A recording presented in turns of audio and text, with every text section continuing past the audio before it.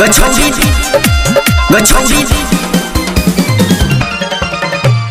धोरी परोटी बेला तो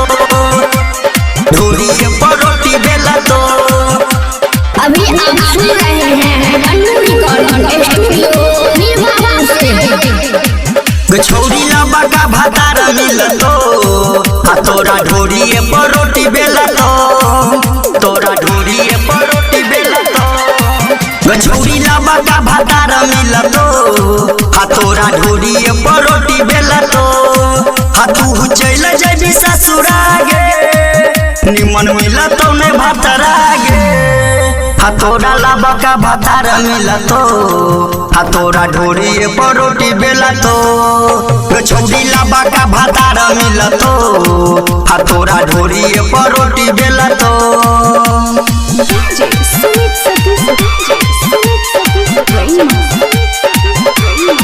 गछौड़ी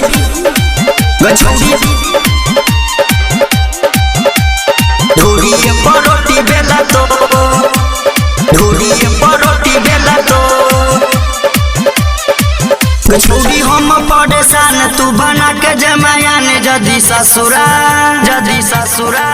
नहीं कर लटा लट संगे चलो फटाफट निमन मिल तो न तोरा गे भातरा निमन मिल तो न तोरा गे भातरा निमन मिल तो न तोरा गे भातरा नहीं कर लटा लट संगे चलो फटाफट निमन मिल तो न तोरा गे भातरा कुछ कह छियो बतिया गे कनी सुने न संगतिया गे तोरा लंबा का भातार मिला तो तोरा ढोरे ही परोटी बेला तो गछौड़ी लंबा का भातार मिला तो तोरा ढोरे ही परोटी बेला तो अभी आप सुन रहे हैं अन्नू रिकॉर्डिंग स्टूडियो निर्वाण से। गछौड़ी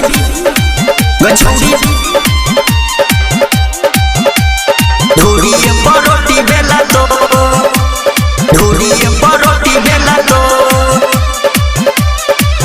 कहो पायलट दीवाना आई है तो हंगामा कनी बात के हमर गे मानै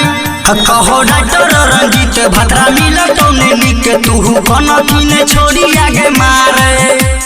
कनखिने छोड़ी आगे मारे कहो पायलट दीवाना आई है तो हंगामा कनी बात के हमर गे मानै कहो डॉक्टर रंजीत भद्रा मिल तो निके ना कनखिने छोड़ी आगे मारे कनी सुन न तू बतिया गे किया छोड़ला संगतिया गे गछौड़ी लंबा का भातार मिल तो तोरा ढोरी परोटी बेला तो